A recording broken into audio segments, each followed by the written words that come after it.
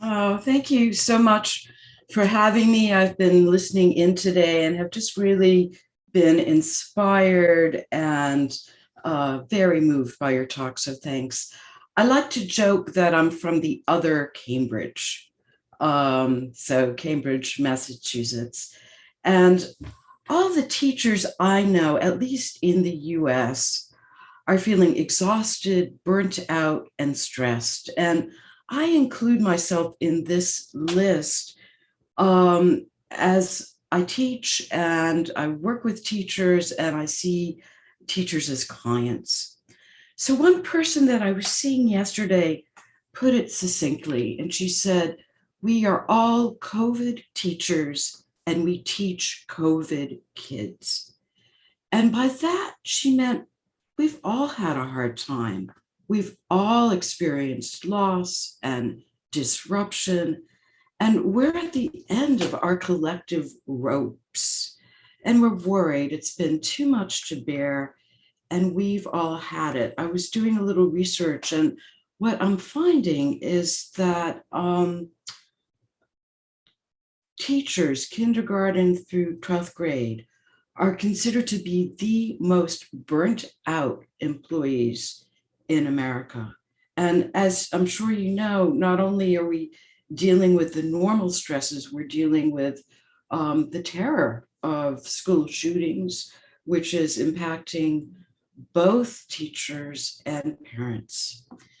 So, first, let me just start by expressing my appreciation for all the teachers and educators here. You do such important work, and it's really so hard. I think of the words of Sigmund Freud and how he said that teaching is an impossible profession. So let's just hold the complexity of that for a moment and pause. And before I move on, just feeling, and hopefully you can as well, appreciation for everyone in this room and for all the work we do. And just knowing that you matter. And also let's acknowledge the enormity of the pain and the suffering we see. So one of my favorite poets is the British poet Warsan Shire, and her words come to mind. And she writes, "Later that night, I held an atlas in my lap, ran my fingers across the whole world, and whispered, 'Where does it hurt?' And it answered, 'Everywhere, everywhere, everywhere.'" So, what I really want to focus on today is self-compassion for teachers, and also just inquiring, where is your heart? So let's start with a short practice. And I think this will be a lovely thing to do before the break, just to refresh you. And I know a lot of us have been giving a lot of information and data. This is a chance for you really to go in and care for yourself. So this is a short practice. It's just a few minutes to support you, energize you, rejuvenate, and sustain you. So, my hope in this brief practice today is to give you a sense of how compassion can support you in difficult times. And God knows these are difficult times. So, just start by taking a moment, finding a comfortable seat. If you'd rather stand, that's fine. If you'd rather lie down, that's fine. And just settle for a few moments.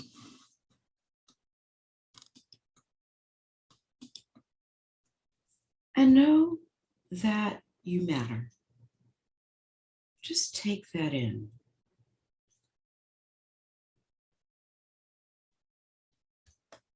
And when you're ready, just find your breath. Sometimes we're so busy, we don't even know that we're breathing. Just notice where you feel the sensation of breathing. And just focus there. Let the breath move in and out.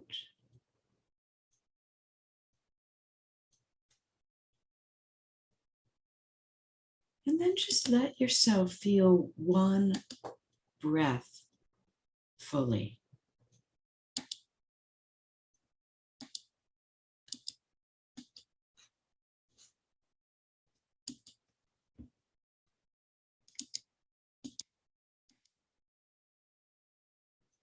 And then ask yourself, how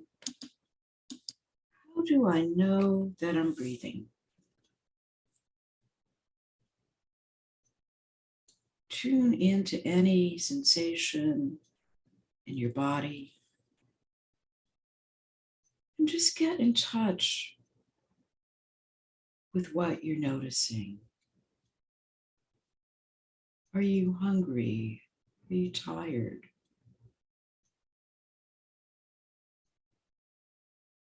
What emotions are you feeling? And then just very gently let yourself be rocked by each in-breath and each out-breath. Let the inhalation and the exhalation comfort you and anchor you. And if you like, feel free to put a hand on your chest or a hand on your chest and belly. Just bringing some simple kindness to yourself. Feeling the comfort of your warm touch.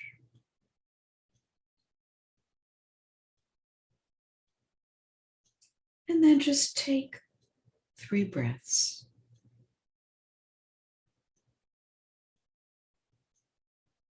Yes, you have time. You're breathing anyway.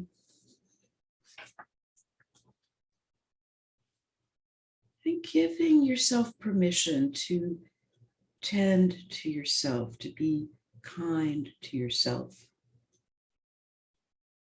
We spend so much time taking care of others, attending to their needs.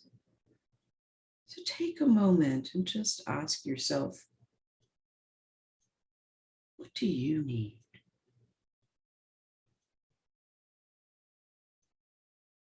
So give yourself permission to see what you need, to really tend to yourself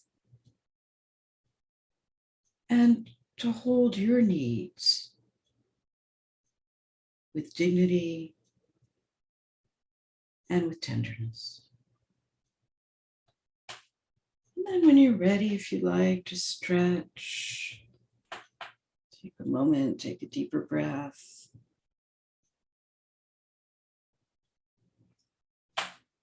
And I'll write all these practices up and send them to Emily just so you can have them. I find this is a good practice with children as well. It's very short. And most children, again, I love to talk on mindfulness and trauma, but use your own judgment in terms of this. But I find it just a very accessible practice. So many of us are running on empty. We spend our days giving to others, caring for others, managing our jobs and classrooms, our family, our partners, children, aging parents. But who and what nourishes you? So this is a really quick writing exercise. So grab a pen, a pencil, some paper, your phone. And we're going to do this in just 2 minutes. And just jot down what's coming up for you. So you may want to imagine a powerful tree with deep roots and a strong trunk. Notice that the branches of the tree reach as high as the roots are deep. Let the tree help ground and anchor you. And ask yourself, what do I need right now? And rarely do we ask ourselves that. We often feel that our needs don't matter. So just pause and listen for any words that might arise. And if you like, ask again, what do I really need? And just jot down whatever comes up. Don't judge, don't censor. Just see what comes up for you. It may surprise you. And just take 30 seconds or so just to jot down what's coming up.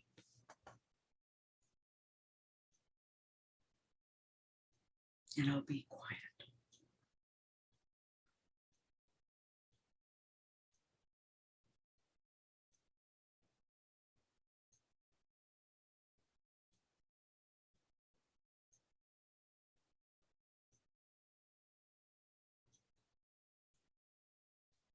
So if possible, maybe just write down a word or two in the chat, just to share with others here, if that's possible.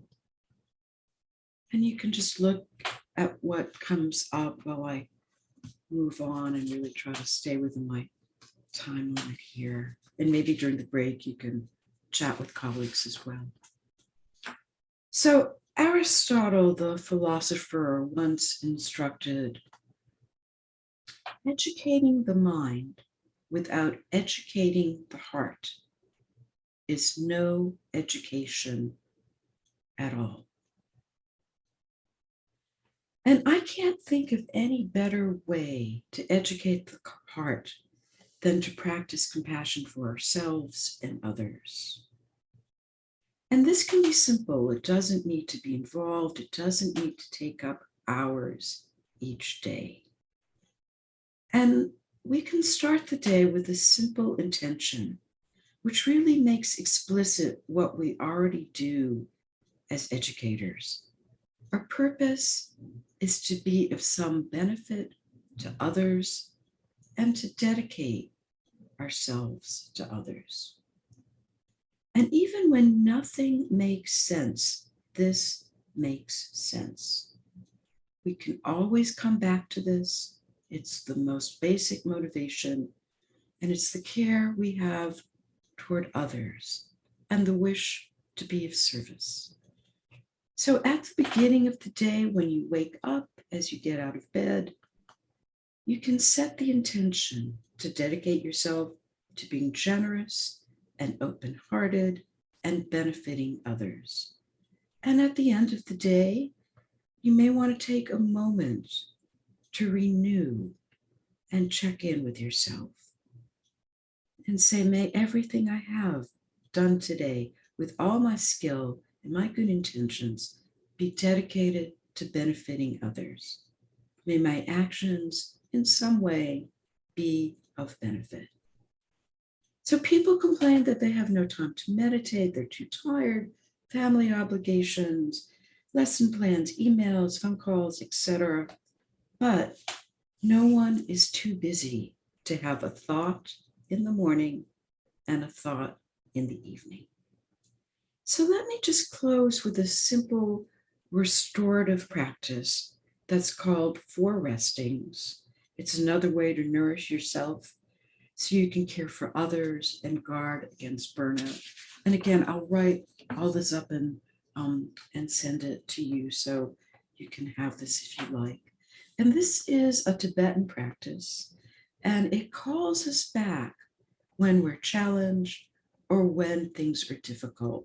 And again, one of the beauties of this practice is you can just do it in a moment or two. So just feel as you listen that you can rest like a mountain, solid and stable, timeless. You can rest like the ocean, becoming calm beneath the waves. You can rest like the river, observing appearances as they float by, and rest like the sky, vast, open, infinitely spacious.